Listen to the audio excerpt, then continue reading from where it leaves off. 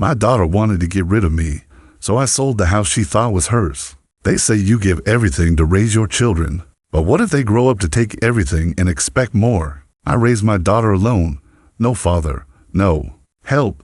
I worked nights, skipped meals, and gave up vacations to build a home for us. That modest house was everything, my inheritance, my pride, everything I built with love and grit just for her. Then came college and marriage. She changed. Small slights turned into demands. Move here, move there. It was subtle and painful. One day, she said, "Mom, it's time for you to move out. That house isn't yours, it's mine." But she was wrong. The house was in my name. She didn't own a thing, and suddenly the power was mine once again. I didn't raise her to feel entitled, so I took matters into my own hands. I quietly listed the house and sold it. When she found out, she panicked. That was supposed to be mine. But I only said, "Not if you kick me out of my own life." Scene 8. Freedom reclaimed with the sale. I moved to a quiet town. No guilt, no expectations, just peace and pocket full of dignity. It wasn't about money or spite. It was about self-worth, about teaching her that respect and home can't be taken for granted.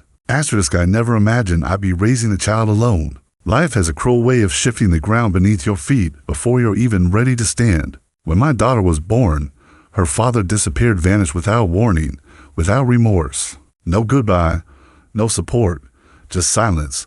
But I didn't let myself cry over him. I didn't have the luxury of falling apart. I had a baby in my arms. Who needed more than tears? She needed a warrior. From that day forward, I made a silent vow. I would give her everything I never had: a warm bed, a safe home, a mother she could count on, no matter how hard things got. And they did get hard. I worked 2 jobs, one cleaning homes, another caring for the elderly. My hands were always sore, my eyes always tired, but I never let her see the exhaustion. There were nights I went to bed hungry so she could have a full plate. Days I wore torn shoes so she could walk in comfort. I skipped birthdays, holidays, and dreams, all for her, because when you become a mother, your life isn't yours anymore. It belongs to the little soul you're responsible for. The house we lived in was my greatest victory. I scraped every penny, took no vacations, bought nothing for myself. And finally, after 18 years, it was mine. A small, worn-down home. No fancy furniture, no modern appliances, but it was clean, warm, and full of memories. It was our safe place, her childhood home, my life's work. I didn't spoil her, but I gave her love, real love. The kind that tucks you in even when mom is running on 3 hours of sleep. The kind that packs your lunch with handwritten notes. The kind that never quits, even when it's drowning in debt. I believed I was doing the right thing. That one day, she'd see how hard I fought for her. That the house I built brick by brick would become her sanctuary. I dreamed that she would grow into a kind, respectful woman, grateful for the sacrifices I made. But what I didn't see coming was how easy it is to forget what's been given when it's handed over to freely. Looking back, I gave her everything except a reason to remember that it cost me everything. Asterisk, the house wasn't just a structure of walls and windows. It was my sanctuary, my battlefield, my victory. Every single corner told a story. And not the kind most people would notice. The stories lived in the cracks, in the faded paint, in the creaky floorboards that echoed with laughter and long forgotten lullabies. I bought that house with nothing but determination and exhaustion in my pocket. No loans, no partner to co-sign, just me working overtime, picking up extra cleaning shifts, sacrificing every small joy life tried to offer. While others my age were decorating their lives with comfort, I was decorating mine with survival. It wasn't glamorous. The kitchen tiles were old. The windows needed sealing every winter. The heater made a humming sound when it kicked in, but to me, it was beautiful. It was ours. It was the place where my daughter took her first steps, where we celebrated birthdays with store-brand cupcakes and handmade decorations. It was the home where I stayed up all night holding her when she had nightmares, and where I stitched clothes instead of buying new ones because money was tight. But love was always full. That home, it held my entire motherhood inside of it. I remember repainting her room when she turned 12. She wanted lavender walls. I could barely afford the paint, but I smiled and made it happen. I remember replacing the leaky sink one evening after work. Even though I had no clue what I was doing, I watched tutorials, got my hands dirty, and fixed it myself because I wanted her to see that you don't need much when you have willpower. This house raised her as much as I did. It was our fortress against the world, where we laughed during power cuts and danced when the rain hit the windows. It wasn't just a home, it was the one place where I thought love lived without question. But that illusion slowly began to fade out as she grew older and her life moved forward. College, marriage, her own ideas of success, something shifted. The house that once meant everything to us started becoming invisible to her. She'd visit and critique the furniture. She'd talk about renovations, flipping the property, turning this old place into something modern. This old place, that phrase stung. It was more than just a comment. It was a dismissal of all the memories, all the work, all the love. She didn't see the house as sacred. She saw it as a transaction, a stepping stone. She didn't know the truth, that her name was never on the deed, that no matter how confidently she claimed it, the house was never hers to take. I never told her. I didn't want to hurt her or challenge her. But when she finally said the words, "You should move out, Mom. This house should be mine now," that's when I realized this wasn't just my home. It was my line in the sand. Asterisk, she used to hold my hand in public, even when she was a teenager, even when her friends were watching. She used to look up at me like I was her entire world, her anchor, her hero. But somewhere between graduation and her wedding ring, that little girl vanished. At first, I told myself it was just life. People change. Kids grow. They get busy, overwhelmed. I kept excusing the short calls, the late replies to texts, the missed holidays. I told myself she'd come around, that this was just a phase, and that deep down, she was still my daughter. But slowly, it wasn't just distance. It was attitude. The warmth in her voice faded. Our conversations became clipped, transactional. She stopped asking how I was doing. She didn't want to hear stories from my past or memories about her childhood anymore. She didn't smile when I brought up old photos or funny stories. It was like she wanted to erase the version of herself that had once loved me so deeply. And when she got married, it got worse. Her husband didn't say much, but his silence said everything. He didn't like that I still lived in the house. He didn't like how close she and I once were. And bit by bit, his opinions became hers. I could hear it in her voice, cold, dismissive, and strangely formal, like I was a stranger borrowing space in their future plans.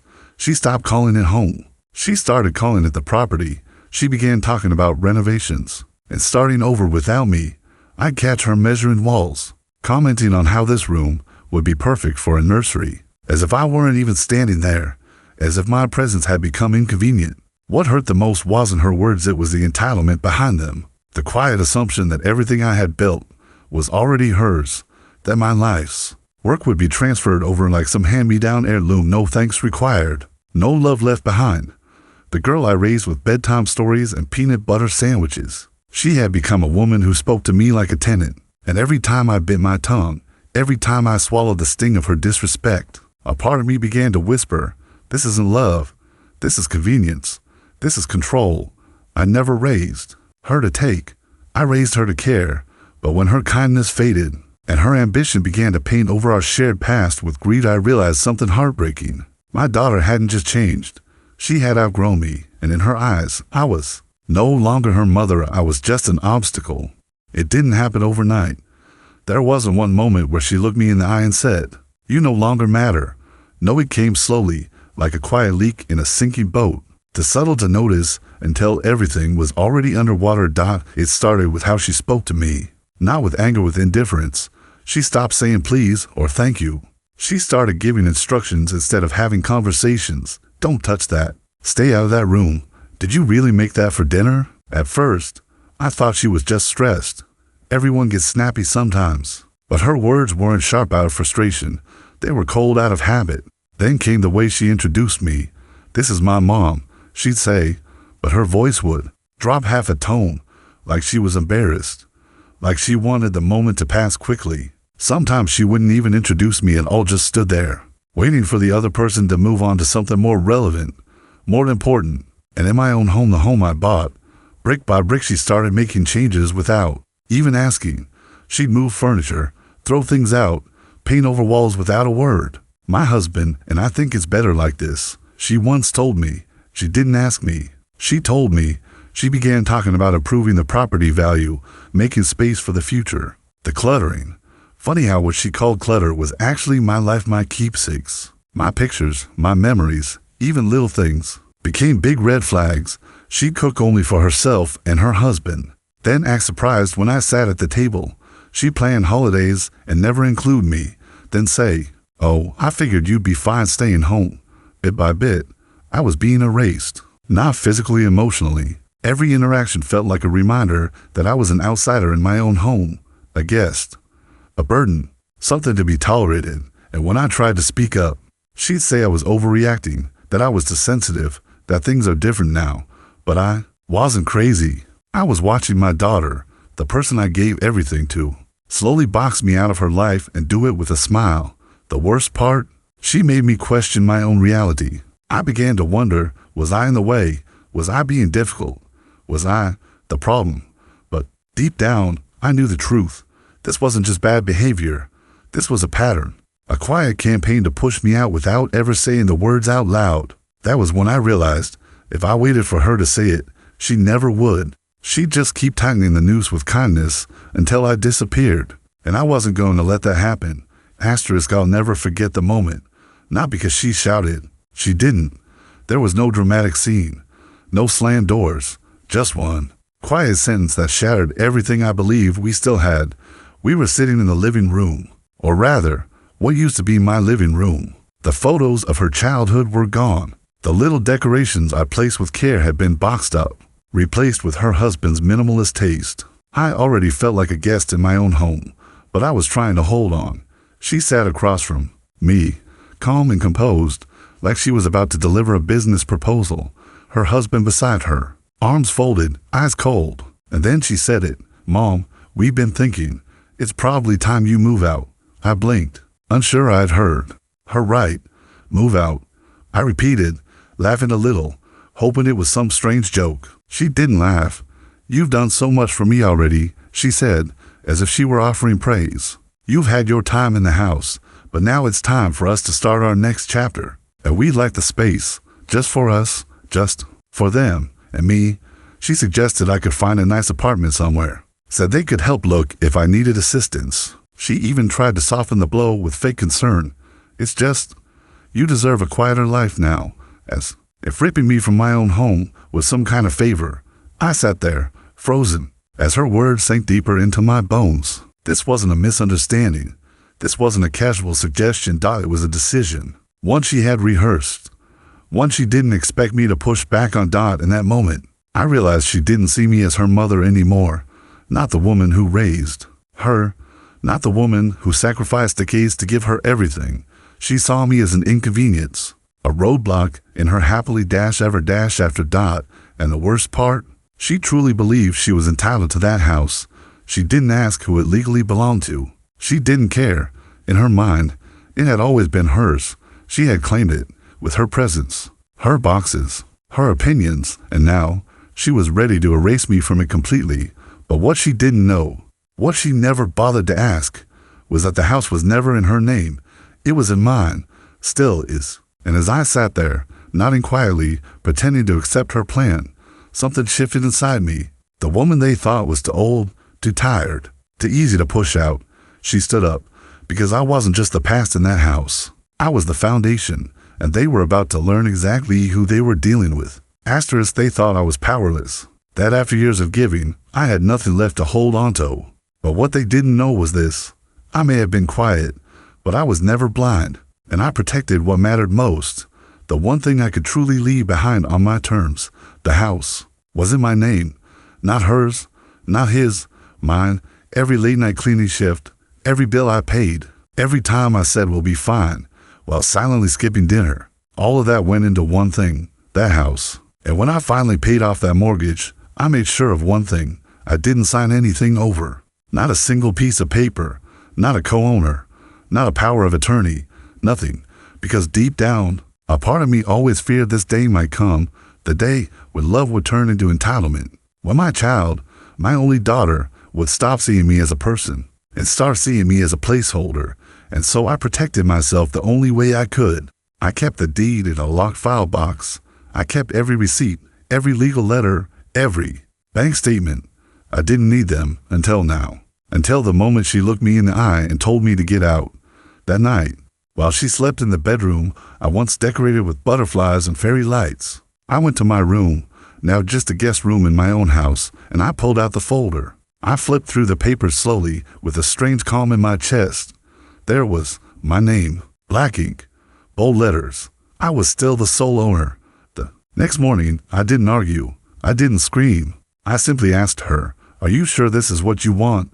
She nodded without hesitation. "Mom, we're ready to move forward," she said, like she was doing me a favor. I smiled. It was the first real smile I'd had in weeks. Because now I had clarity, not just about her intentions, but about what I needed to do. She thought I'd roll over, that I'd pack my bags and vanish quietly. She thought I was stuck, powerless, dependent. But what she didn't realize was that the house she tried to take from me was never hers to begin. With she had walked through every room like a queen, but she never built a single wall. She'd filled the space with her husband's vision, but never once asked who paid for the foundation beneath her feet. And so, the moment she tried to erase me from the picture, I picked up the phone, called the realtor, and set the final act of this story in motion, because the house was mine, and now it was time to show her exactly what that meant. The hardest part wasn't letting go of the house. It was letting go of the illusion, the one I had clung to for far too long.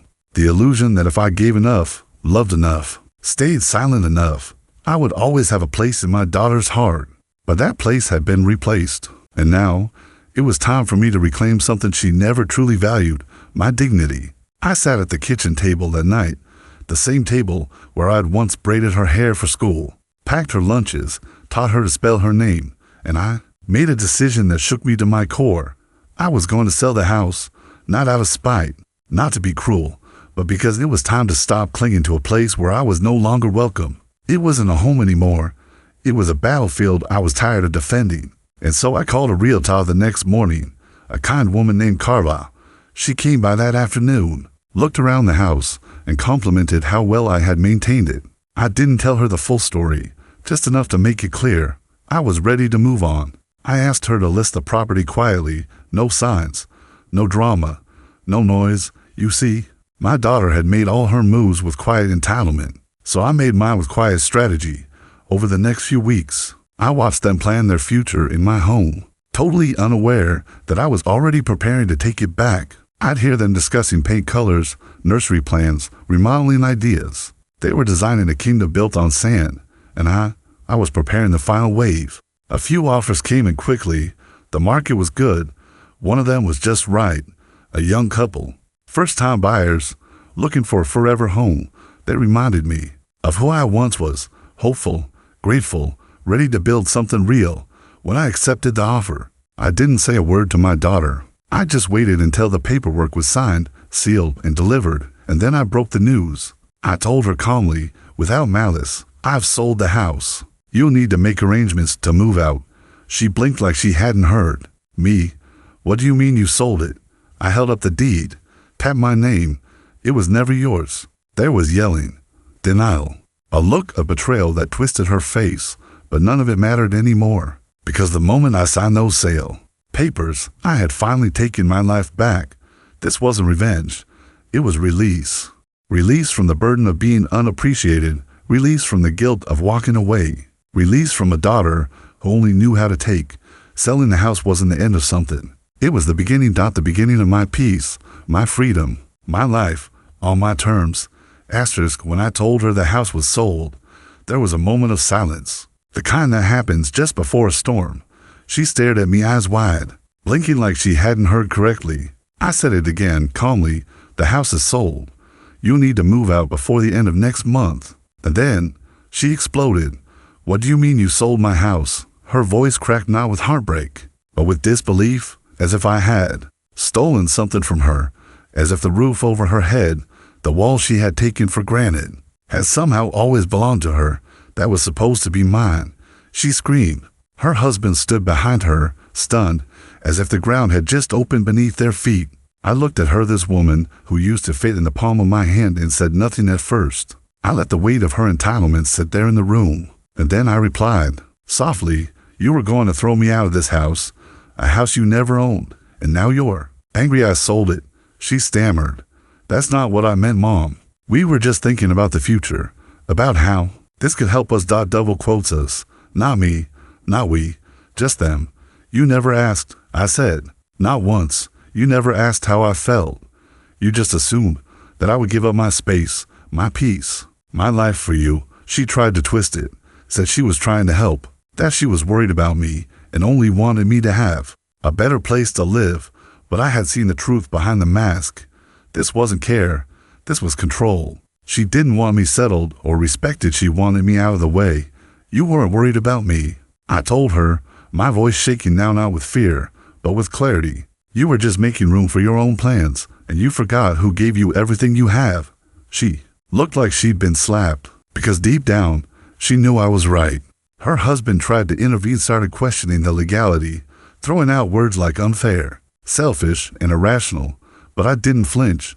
I pointed to the signed deed, the finalized contract. This house was never yours to claim, and you forgot that kindness is not weakness. In that moment, I saw something in her eyes that hadn't been there in years, humility. But it came too late. I stood up, walked past them, and for the first time in a long time, I didn't feel small. I didn't feel like a burden. I felt powerful, whole. She may have believed the house was hers, but now she understood the truth. You can't inherit what you tried to steal. Asterisk, it's strange how light your heart feels when you finally let go of what was breaking it. After all the shouting, the accusing, the denial, I walked into my bedroom, closed the door gently behind me, and sat down, not to cry, not to reflect, just to breathe. For the first time in years, my breath didn't feel heavy. They weren't going to beg me to stay. I wasn't going to plead for forgiveness. Everything had already been said, or left unsaid long enough to speak for itself, and that, oddly enough, was the sweetest part. There was no scene, no apology, no resolution that wrapped things up in a pretty bow. Just freedom. They wanted a house. I gave them a lesson, one that can't be remodeled, repainted, or passed down. I wasn't walking away in shame. I wasn't being forced out or pushed aside. I was choosing peace. The proceeds from the sale gave me more than just money. It gave me options, choices I hadn't had in years. I found a small cottage by the sea, quiet, warm, and mine. No one tells me where to sit. No one rearranges the living room. No one makes me feel like I'm temporary. There are flowers in my kitchen window now, books stacked where I like them, peace in every corner. Sometimes I catch myself smiling while doing nothing, just sitting on the porch, a warm cup in my hands, the sun on my face. I smile because I finally understand something I never did before. You don't need revenge that shouts. You don't need to destroy someone to win. Sometimes, the most powerful revenge is walking away without bitterness and building a life you love with the very bricks they tried to bury you under. I didn't lose anything. I gained everything I had forgotten to want. My silence, that was strength. My decision, that was justice. They will remember the house they assumed was theirs. They'll tell stories about how unfair it felt, but they'll never admit the part where they tried to evict the woman who built it. And I don't need them to, because I didn't sell the house to hurt them. I sold it to save me. And that's the sweetest revenge of all. Asterisk, looking back, I realized that I never wanted much. Not diamonds, not luxury, not even gratitude. All I ever wanted was respect. A simple acknowledgement of everything I had poured into my daughter's life, the years, the tears, the quiet sacrifices. But the heartbreaking truth is this: you can't force someone to respect you, even if you gave them the world. And love, real love, cannot exist where respect has been replaced by entitlement. My daughter assumed the house would one day be hers. That because she came from me, she could claim all I had built. That inheritance was automatic. That legacy was owed.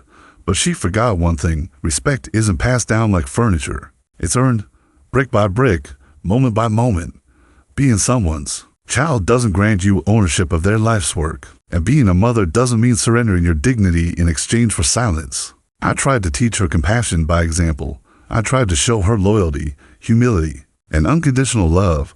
But somewhere along the way, she stopped learning and started taking dot. And by the time she saw me not as her mother, but as a hurdle, the damage was done.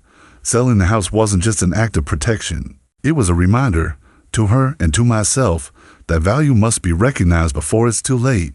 No one is entitled to what they do not respect. Not your home, not your time, not your love. If she had spoken to me, truly seen me, honored the sacrifices I made, perhaps that house would have been hers one day, willingly, lovingly, proudly. But respect cannot be demanded after you've pushed someone to the edge. It has to live in how you treat people before you need something from them. And so I leave this story with one final truth to the parents who give everything. Don't forget to protect something for yourself, your time, your voice, your worth. Because sometimes the hardest part of motherhood isn't the giving, it's knowing when to stop. And to the children who believe they're entitled to the world their parents built, remember, inheritance is not ownership. Legacy is not a reward. And respect must be earned always. In the end, this wasn't a story about revenge. Not really. It was a story about reminders. Reminders that boundaries matter, that love without respect becomes obligation, and that silence can only protect so much before it becomes submission. I didn't sell the house to be cruel. I sold it because it no longer felt like home. Because no one deserves to be erased in a space they built with their bare hands. And their beating heart, my daughter may one day look back and see her mistake. Or maybe she won't. That's not mine to control anymore. What I can control is what I choose to carry forward: peace, pride, and self-respect. Sometimes, the boldest act of love for yourself is walking away from those who expect you to stay, no matter how poorly they treat you. So to anyone listening, if you're holding on, hoping someone will one day see your worth, let me tell you this: you are not selfish for protecting your peace. You are not cruel for saying enough. You are not wrong for choosing yourself. And sometimes the sweetest revenge isn't revenge at all. It's finally being free.